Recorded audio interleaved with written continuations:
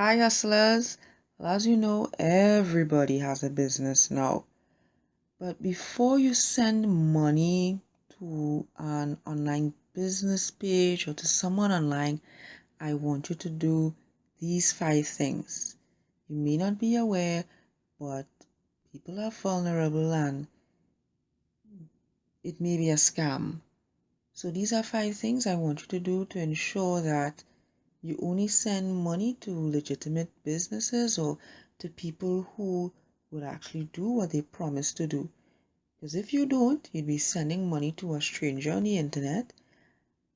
And when you reach out to them, you call them, contact them, you never hear from them again, and you don't get a refund. So the first thing you want to do is ask yourself, do I have the full name of this person? I love being transparent with you, and from day one I've told you I am Antoinette Sydney. Many people don't do that. They use their business name or their brand that they go by on social media, so you really don't know who you are sending money to. Second thing you want to ask yourself is, if it's a business, is this a registered business?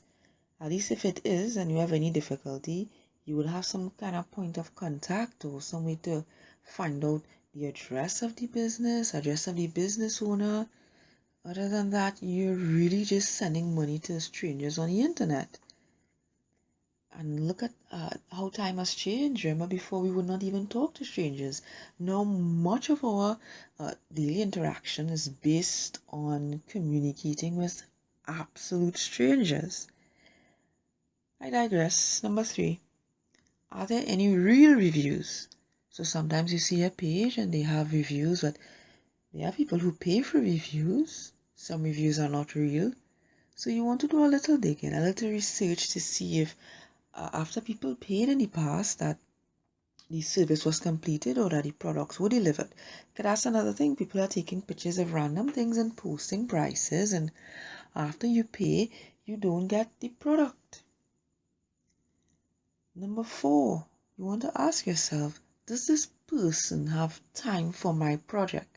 By this I mean, if you are paying someone to perform a service for you or to, let's say for an example, to create your logo, some people are just honestly booked.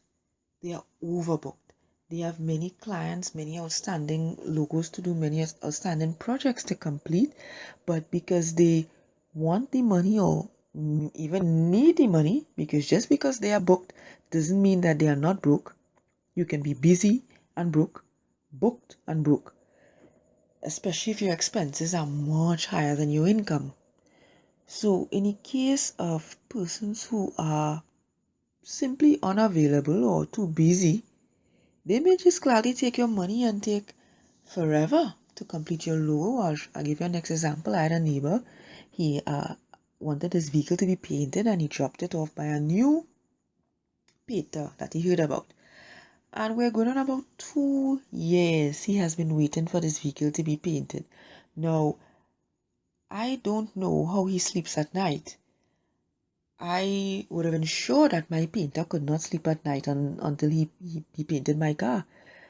But what I'm saying is that the painter accepted his vehicle and accepted his payment, knowing fully well that he was booked, completely booked, and would not have the time. And because my neighbor, the client, did not follow up or ask, well, what is the position? The guy just remained there almost going 2 years. So can you imagine the mechanical difficulties that would probably surprise him if and when the car is returned?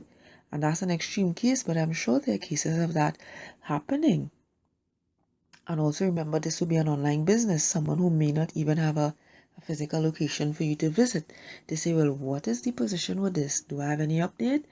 This may just be done via communicating online. And what if they block you? It is happening. And the last thing I want you to do is trust and believe in your intuition. So ask yourself, am I getting a feeling that this is a scam? We had some interesting uh, forbidden schemes in the early part of the pandemic, and many people uh, gave money thinking they'd get 10 times the amount in return, and I mean, some people said they received payment, some people did not. I don't know how you feel about it, but when I asked myself, I said, am I feeling like this is a scam? I said, yes, it is feeling like it is a scam because money does not work that way.